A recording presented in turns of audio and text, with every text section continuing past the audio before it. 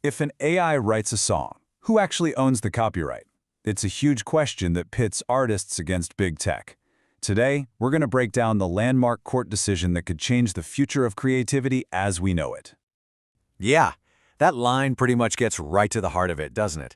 As artificial intelligence starts composing symphonies and painting masterpieces, we have to ask a really fundamental question. What happens to ownership when the artist isn't even human? So this is the big one.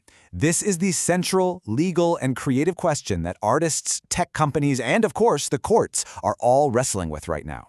To really understand what's at stake here, we have to start with the worst-case scenario that had everybody so worried. Okay, so to really get why this is such a massive deal, you've got to understand the future that artists and creators were desperately, and I mean desperately trying to avoid. Just imagine a world that is completely saturated with machine-made content. Just churned out at a scale that no human could ever compete with, pushing actual human artists and all their work right to the sidelines. And look, the fear wasn't just about, oh no, more competition. It was way deeper. It was about an economic model that could completely sideline human effort. Picture millions of AI-generated songs, each earning a tiny fraction of a cent from copyright claims. For the tech companies, that adds up to enormous profits, while human creators could be left with scraps. So with this pretty terrifying possibility on the horizon, people took action. They went to court, and that led to a landmark decision, a really clear defense of human creativity. The U.S. Federal Appeals Court came back with a verdict that was just crystal clear and powerful. They confirmed a simple but really profound rule. If a machine made it, no human can claim to own it. The machine can't own it, and you can't own it either.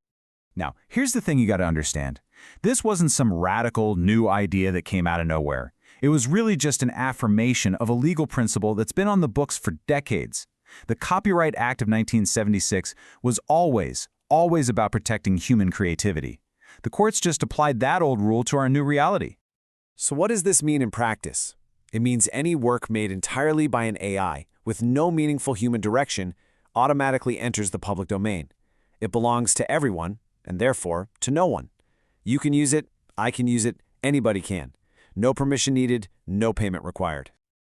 Okay, but, and this is a really big but, this is where things get a little complicated. The ruling isn't some blanket ban on using AI in art. Not at all. Instead, it created a really important distinction that every single creator out there needs to understand.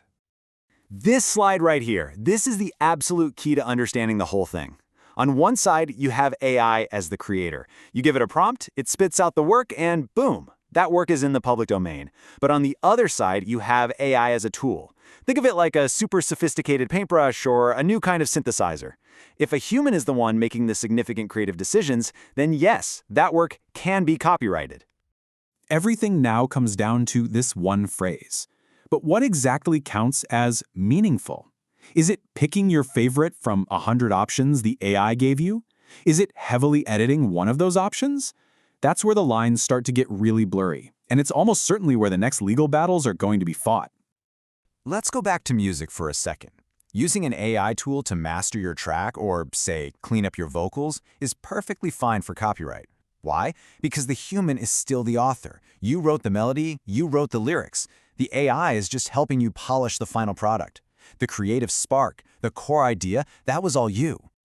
And while this specific legal case was all about music, its implications are sending ripples across the entire creative landscape. It affects every artist who's even thinking about using these new technologies. At the end of the day, that core logic, that copyright protects human, not machine creativity, that applies to everything. We're talking painting, poetry, even filmmaking, the whole shebang. So you've got visual artists using Midjourney, writers using AI to help with their prose, filmmakers, they are all facing this exact same question. If a human isn't really the author, the work probably belongs to everyone. So, while we have a clear ruling for now, and it looks like that nightmare scenario has been avoided, this story is far from over.